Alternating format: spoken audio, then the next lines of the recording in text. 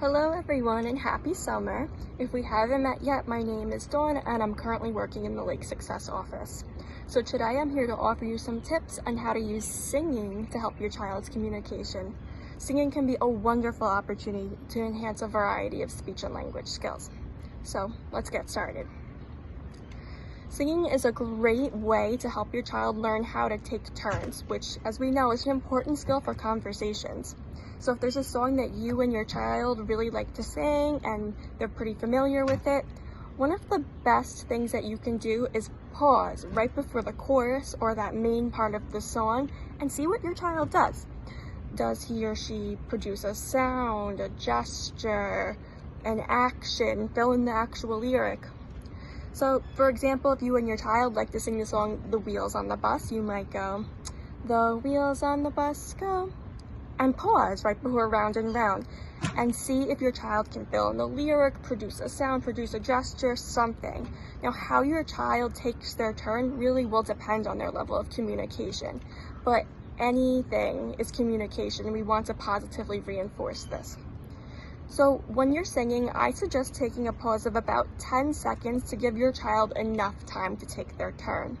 And then if they don't take their turn, you can show them what to do next. So for example, you're singing "The Wheels on the Bus," you go, "The wheels on the bus go," and you wait, and your child doesn't take their turn. You can model it by saying "round and round."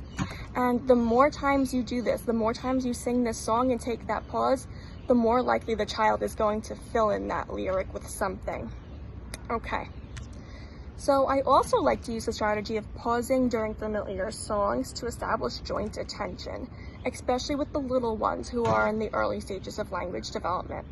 So in sessions, I always sing Old MacDonald with my clients, and I take a pause right before revealing the animal, which creates all the suspense and actually promotes eye contact. So for example, I may take my barn here. You don't have to have an actual barn, but I like to use my barn. And I'll sing, "Old MacDonald had a farm, E-I-E-I-O, and on that farm he had a..." And here I pause and I use a lot of affect, and I'm looking back and forth between the child and the barn, and then I'll pull an animal out of the barn and see what the child does. Now, if they don't do anything after a little bit, I'll say "cow, E-I-E-I-O," and keep on singing and go through the routine with all the barn animals. Now, I can also pause with Old MacDonald before we get to the animal sounds. These sounds are great for practicing those early developing speech sounds, such as vowels and bilabials. So for a cow, for moo. If you have a sheep, "buh" for ba. And then pigs say "oink," right? So oink, that's a vowel sound. Again, the more familiar the child becomes with this routine, the more likely they are to engage in the activity, attend to you, know what's coming, and fill in the lyric with something, whether it's a sound, word, the lyric, a gesture, anything. Anything is great. So moving on, singing also targets the ways that our children learn new words. So the repetition of words and phrases really helps children acquire new vocabulary and new concepts. Also in songs, children are hearing phrases and sentences, so they're really getting a good idea of the syntax of our language. Now, another reason to sing with our children is that many of these classics that we sing with them when they're really young have rhymes. Rhyming is the foundation of phonological awareness, which is a skill that later helps children know how to read and write, which we know are super, super important when they go to school. Rhyming is something that can be taught really early, so never think that your child is too young. So exposing your children to nursery rhymes early on can actually help them to attune their brain to literacy skills at a very young age, which will only benefit them in the end.